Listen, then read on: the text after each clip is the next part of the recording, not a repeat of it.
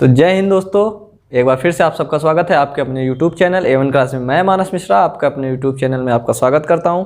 तो चलिए दोस्तों, इस वीडियो हम लोग पढ़ने वाले figure of speech. Figure of speech क्या होता है, कितने टाइप्स के होते हैं, कौन कौन से वेरी इंपॉर्टेंट है आपके एग्जाम ऑफ यू, तो इन सब की मैं बात करूंगा अभी इस टॉपिक में। तो फिलहाल अगर चैनल पर पहली बार आए तो चैनल को लाइक करना मत भूलिएगा, सब्सक्राइब करना बिल्कुल मत भूलिएगा। तो चलिए दोस्तों, फिगर ऑफ स्पीच में हम लोग पढ़ेंगे कि फिगर ऑफ स्पीच होता क्या है। पहली बात दोस्तों, तो फिगर ऑफ स्पीच दोस्तों हमारा होता है अलंकार। फिगर ऑफ स्पीच को हिंदी में क्या बोलते हैं, अलंकार। ठीक है, अब दोस्तों ये होता क्या है, मतलब ये क्यों यूज किया जाता है दोस्तों। जैसे किसी भी सेंटेंस में आप समझ लीजिए, किसी भी सेंटेंस को आकर्षक बनाने के लिए फिगर ऑफ स्पीच का यूज किया जाता है। ठीक है, फिगर ऑफ स्पीच का यूज किसी भी सेंटेंस को आकर्षक बनाने के लिए, यानी कि उसमें मसाला डालने के लिए किया जाता है। मसाला का मतलब जैसे किसी भी सेंटेंस में हमें कॉमेडी लानी है, किसी भी सेंटेंस में हमें क्या करना है, एक दूसरे का विरोध करना है, मौज मस्ती करनी है, तो वो सभी काम किससे होता है, फिगर ऑफ स्पीच। तो चलिए दोस्तों देखते हैं फिगर ऑफ स्पीच। ठीक है, तो हमारा पहला टाइप से फिगर ऑफ स्पीच का उपमा अलंकार, यानी सिमली। सिमली को दोस्तों हम लोग हिंदी में बोलते हैं उपमा अलंकार। मेटाफोर को हम लोग बोलते हैं रूपक अलंकार। हाइपरबोला को बोलते हैं हम लोग हिंदी में अतिसंयोक्ति अलंकार। पर्सोनिफिकेशन को हिंदी में बोलते हैं मानवीकरण अलंकार। एपोस्ट्रॉफी को संबोधन अलंकार। ऑक्सीमोरॉन को दोस्तों हम लोग बोलते हैं विरोधाभास। वही चीज मैंने आपको बताई कि फिगर ऑफ स्पीच का यूज कहाँ होता है, तो सेंटेंस में मसाला डालने के लिए, यानी सेंटेंस को बहुत ही ज्यादा आकर्षक बनाने के लिए। ओमनोमोटोशिया का यूज होता है ध्वन्यात्मक के रूप में। दोस्तों फिलहाल इंटर तक आपके 7th ही पूछे जाते हैं। ठीक है, 7th में ही आपके जो अभी इंटरमीडिएट का एग्जाम होगा उसमें इन 7th से ज़्यादा नहीं पूछा जाएगा। बाकी ये 3 एडिशनल हैं जो आपके किसी भी गवर्नमेंट एग्जाम में जो भी होते हैं उनमें SSC वगैरह में पूछे जा सकते हैं। ये हमारा एलिस्ट्रेशन यानी कि अनुप्रास अलंकार, एसोनियंस यानी स्वर साम्य अलंकार, और ये पन दोस्तों यानी कि श्लेष अलंकार। ये फिलहाल एडिशनल है दोस्तों। अगर आप इंटरमीडिएट में हैं तो आपको ये 3 अभी नहीं पढ़ने हैं, और अगर आप किसी जॉब की तैयारी कर रहे हैं तो आपको ये पढ़ना है। ठीक है, बाकी ये 7th आपके अभी जो फिलहाल में एग्जाम होने वाले हैं, यूपी बोर्ड एग्जाम और भी जो भी होंगे, उनमें से वेरी इंपॉर्टेंट टॉपिक है। इन सब के बारे में एक एक करके डिस्कस करेंगे। ठीक है दोस्तों, फिलहाल अभी आप ये टाइप्स देख लीजिए, 7 टाइप्स होते हैं। ठीक है, एपोस्ट्रॉफी के टाइप्स और भी होते हैं दोस्तों, कई टाइप्स होते हैं। ठीक है, अभी 3-4 और भी हैं इसमें। फिलहाल मैं इतने आपको बता रहा हूँ, ये फिलहाल आप 7th कर लीजिए अगर इंटरमीडिएट में है, और बाकी ये एडिशनल है। बाकी मैं सेकेंड पार्ट में कराऊंगा, लेकिन फिलहाल इतना आप देख लीजिए। इनके बारे में वन बाय वन डिस्कस करने वाले हैं। तो चलिए दोस्तों डिस्कस करते हैं 1 by 1 विद एग्जाम्पल। ठीक है, देखते हैं आगे क्या है। मैंने आपको पहले भी बता रखा है कि 1 by 1 डिस्कस करेंगे। तो अभी हम लोग पढ़ते हैं सिमली के बारे में दोस्तों। जो आपकी बुक की डेफिनेशन है वो ये रखी है, और जो मेरी डेफिनेशन है या मैंने खुद तैयार की है वो आपको ये दे रखी है। तो चलिए दोस्तों देखते हैं कौन सा आपके लिए बेटर रहेगा। तो दोस्तों सिमली होता क्या है, पहले बात हम लोग पढ़ेंगे सिमली होता क्या है। तो सिमली क्या होता है दोस्तों, कैसे सेंटेंस पहचानेंगे, आपके एग्जाम में आएगा कि सेंटेंस पहचानिए।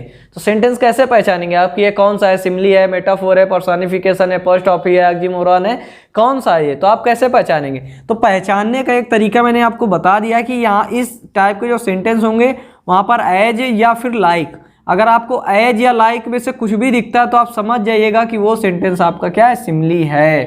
ठीक है, तो अब देखिए सिमली में होता क्या है दोस्तों।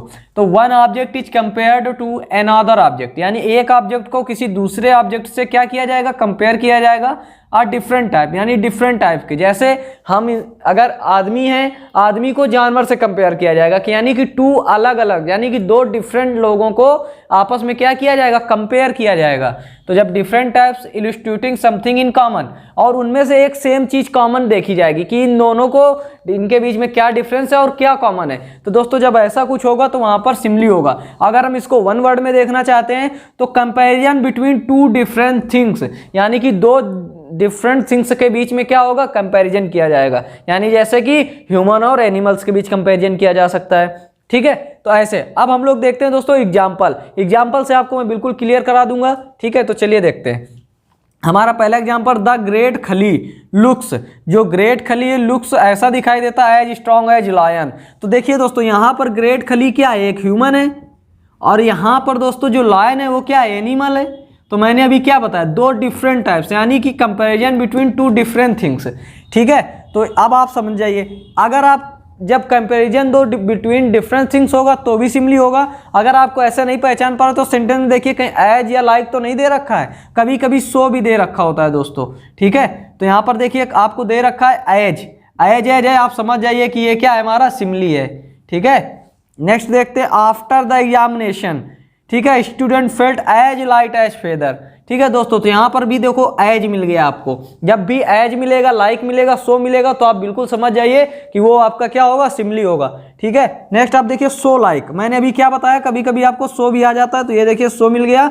और लास्ट में देखते हैं दोस्तों सो लाइक अ सटर्स कॉलम ले द किंग, ठीक है। तो दोस्तों इसी तरह से सेंटेंस आपका सिमली में आएगा, आप बिल्कुल आपको इसमें देखना ही नहीं है। सो मिल गया बिल्कुल सिमली, एज मिल गया सिमली, ठीक है। लाइक मिल गया, ये देखिए सो लाइक, ये भी मिल गया दोस्तों। तो सो लाइक, एज लाइक, जो भी आएगा, एज जब भी आएगा दोस्तों आप समझ जाइए कि हमारा क्या है, सिमली।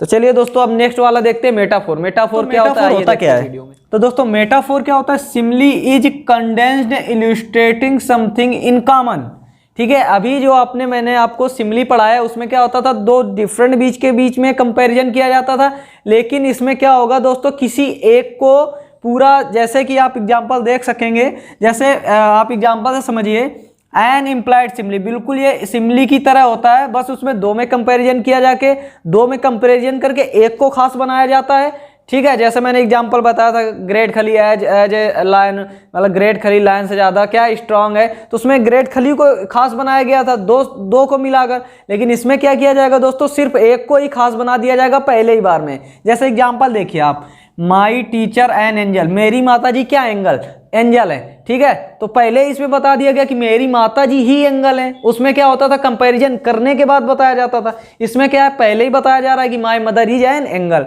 ठीक है। जैसे माई मदर इज गॉड, मेरी माता जी क्या है, भगवान है। My teacher is an angel, मेरी टीचर क्या है, एंजल है, ठीक है।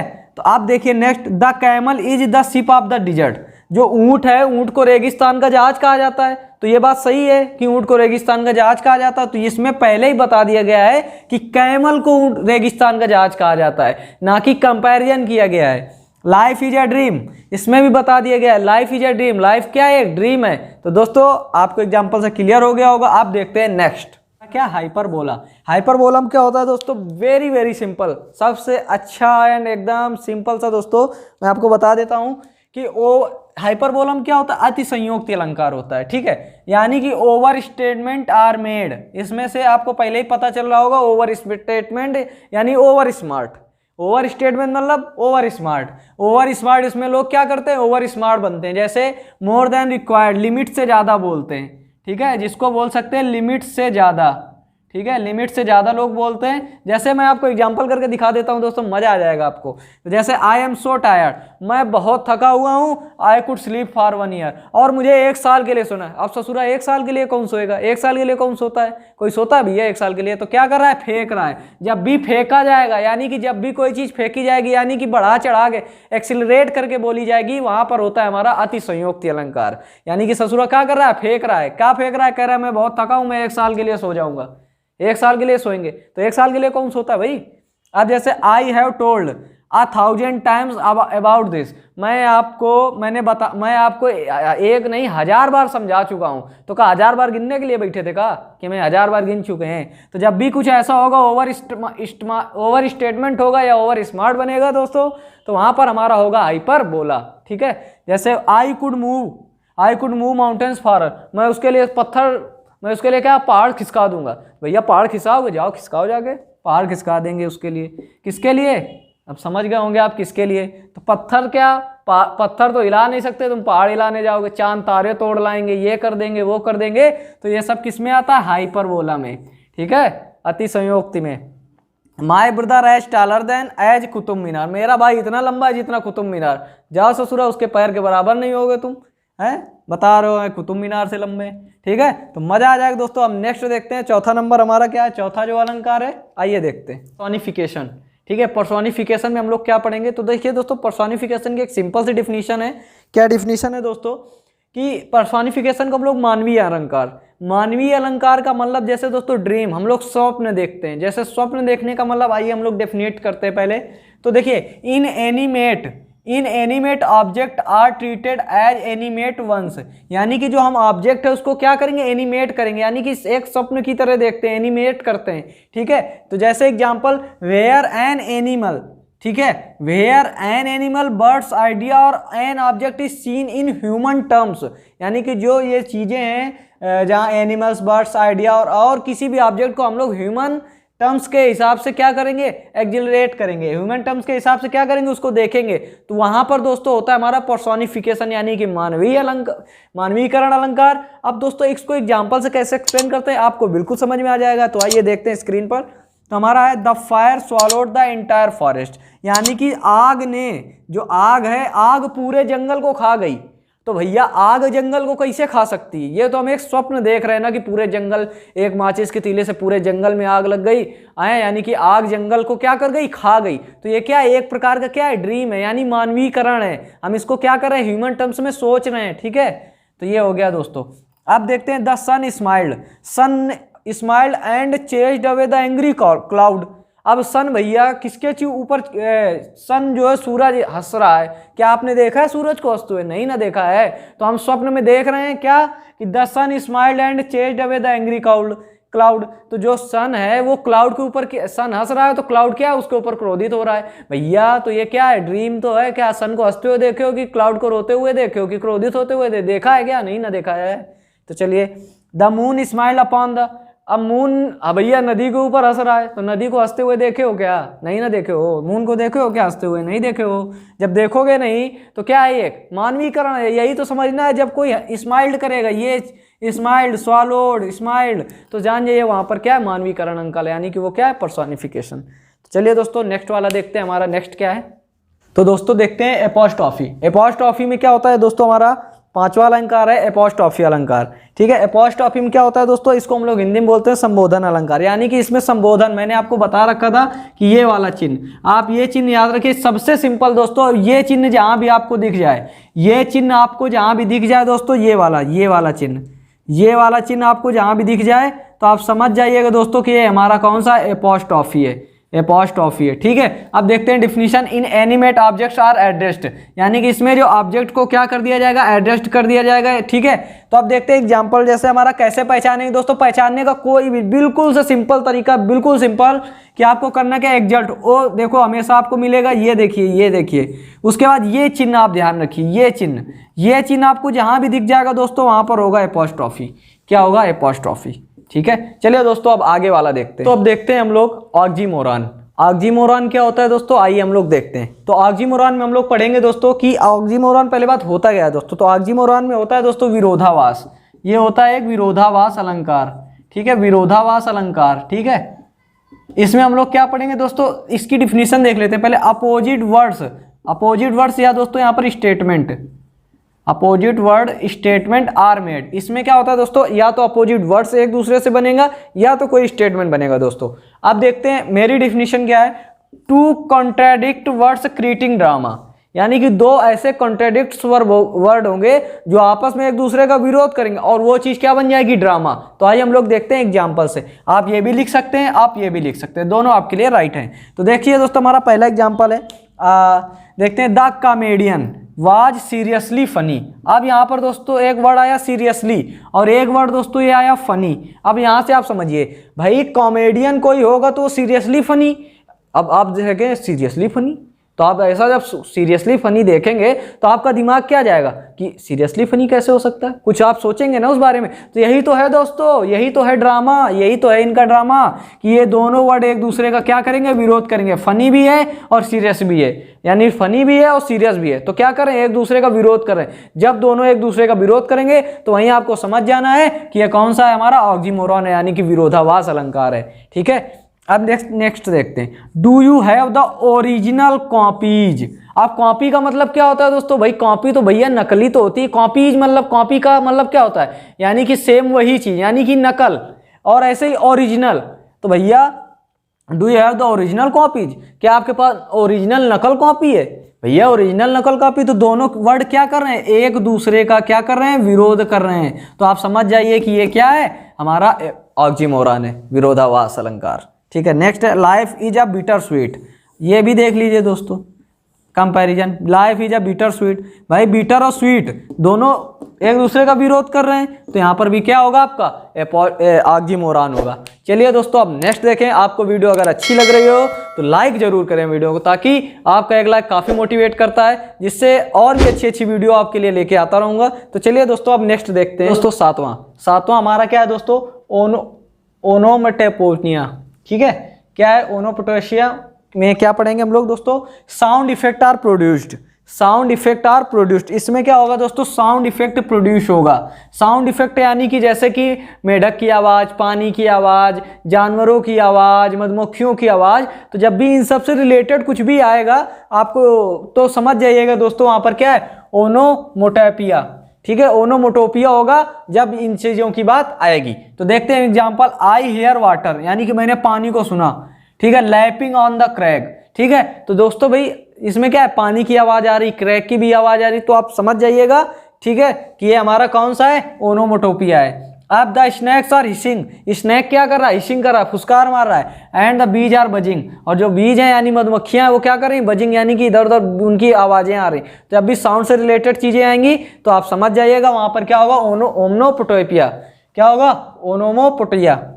ठीक है, अब देखते हैं हमारा अगला है स्पन यानी कि श्लेष अलंकार। श्लेष अलंकार में क्या होगा दोस्तों, श्लेष अलंकार में अ जोक यूजिंग वर्ड। इसमें क्या आएगा, जोक यूजिंग वर्ड्स आएंगे, यानी कि एक सेंटेंस होगा उसमें आपको पढ़े, जब आप उसको पढ़ेंगे तो उसमें जोक मतलब आपको क्या लगेगा, थोड़ी सी हंसी आएगी। कि अब देखते हैं कैसे हंसी आएगी आपको, मैं आपको हंसी दिलाता हूँ। ठीक है, आइए। ठीक है, आप देखते हैं, an ambassador a man who lives abroad for the good of his country. एक जो देश का एम्बेसडर है वो देश की भलाई के लिए देश से बाहर रहता है।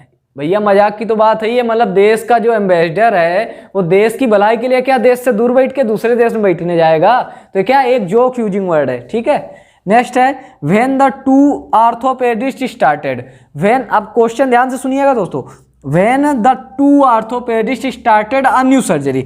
व्हेन यानी कि जब दो आर्थोपेडिस्ट, आर्थोपेडिस्ट क्या होते हैं भाई, आर्थोपेडिस्ट जो हड्डियों के डॉक्टर होते हैं, हड्डी स्पेशलिस्ट होते हैं, हड्डी विशेषज्ञ होते हैं। ठीक है, अब भाई हड्डी में हमारा हड्डियों के बीच में तो ज्वाइंट होता ही है, जैसे हमारे घुटने हो गए, ये हो गया, आप यहाँ देखिए यहाँ पर क्या है, ज्वाइंट तो होगा ही होगा। तो भाई अब देखिए ज्वाइंट से ही रिलेटेड है। तो when two orthopaedist started a new surgery, जब दो आर्थोपेडिस्ट ने एक सर्जरी स्टार्ट की, it was a joint operation. तो भैया पहले ही बता देते, आप खुद दो लोग हो तो वो ज्वाइंट ऑपरेशन तो है ही, तो ये ज्वाइंट का ऑपरेशन क्या है, ये तो खुद ज्वाइंट है ना, इसका ऑपरेशन क्या है भाई, ये टूट जाए तो इसका ऑपरेशन किया जाता है चिपकाने के लिए, तो ज्वाइंट ऑपरेशन है नहीं ना। तो ये क्या है, यह भी आपका क्या है, जोकिंग वर्ड है। ठीक है, अब आप देखते हैं आगे, आगे जो हमारे जो बचे हुए हैं मैं उसको अभी कराने वाला हूँ, चलिए देखते हैं। ठीक है, आगे हमारा क्या है, एलिट्रेशन। एलिट्रेशन दोस्तों, इसमें क्या होगा दोस्तों, इसमें आपको पढ़ना है having the same first consonant sign, यानी कि इसमें क्या होगा, जो सेम फर्स्ट यानी कि दो कॉन्सोनेंट क्या होंगे, सेम साउंड के होंगे वो, और वो आगे होंगे। आइए देखते हैं एग्जांपल, जैसे ये देखिए माय डियर यानी कि डी डी और ये डी। देखिए यहाँ पर जो हमारे फर्स्ट कॉन्सोनेंट का साउंड जो होगा सेम होगा, यानी डी यर डी यर डी यर। ठीक है, तो ये इस टाइप का जब सेंटेंस आएगा तो वो हमारा एलिट्रेशन होगा। ठीक है, अब देखते हैं नेक्स्ट एसोसेंस। एसोसेंस में क्या होगा दोस्तों, ये वाला देख लीजिए, लिटिल, जैसे लिटिल, लक्ष्मण लाइक्स लीची, यानी कि एल एल एल एल। ठीक है, इसमें जो फर्स्ट कॉन्सोनेंट साउंड होगा वो सेम होगा, जैसे कि कॉन्सोनेंट होगा एल, ए, एल होगा, पी होगा, कुछ भी हो सकता है दोस्तों यहाँ पर। ठीक है, एसोनेंस में क्या होगा दोस्तों, एसोनेंस में आपको क्या होगा, एसोनेंस में देखिए रिपीट द सेम वावेल, यानी कि इसमें जो वावेल होंगे सेम रिपीट होंगे, but start with different consonants, start होंगे डिफरेंट कॉन्सोनेंट साउंड से, लेकिन उसके जैसे ही थोड़ा सा आगे आप बढ़ेंगे तो सेम वावेल मिलेंगे आपके, ए ई आई ओ यू। ठीक है, वावेल क्या होते हैं भाई, ए ई आई ओ यू, तो वो ही आपको मिलेंगे। जैसे देखिए एग्जांपल मैं आपको दिखा रहा हूँ, जैसे हमारा जेरी, देखिए ई मिला, देखो स्टार्ट हुआ हमारा जे से लेकिन मिला क्या, ई। ये देखिए स्टार्ट हुआ हमारा डब्ल्यू से, मिला क्या, ई। स्टार्ट हुआ एस से, मिला क्या, ई से। देखिए स्टार्ट हुआ एस से, मिला क्या, ई। ठीक है, तो कुछ सीरीज यहाँ तक दोस्तों सेम चलेगी। ठीक है, तो आप समझ जाइएगा ये हमारा क्या है, एसोनेंस है, स्वर साम्य अलंकार है। ठीक है, देखिए यहाँ पर बी से स्टार्ट हुआ लेकिन ई है, ई है। ठीक है, तो बियर इज नियर। ठीक है, आप देख सकते हैं। नेक्स्ट है हाउ, ओ देखिए, ओ ओ ओ, यानी स्टार्ट हुआ हमारा किससे, वावेल से, लेकिन भी उसके जस्ट बाद क्या आएगा, हमारा वावेल आएगा, स्टार्ट होगा कॉन्सोनेंट से। ठीक है दोस्तों, तो जितने भी मोस्ट इंपॉर्टेंट इडियम्स पेज थे मैंने आपको करा दिए हैं। अगर आपको वीडियो अच्छी लगी हो तो वीडियो को लाइक करना मत भूलिएगा, सब्सक्राइब करना चैनल को मत भूलिएगा, ताकि ऐसे ही अपडेट्स मैं आपके लिए लेके आता रहूँगा। तो चलिए दोस्तों, मिलेंगे अपने नेक्स्ट वीडियो में, तब तक के लिए जय हिंद, जय भारत।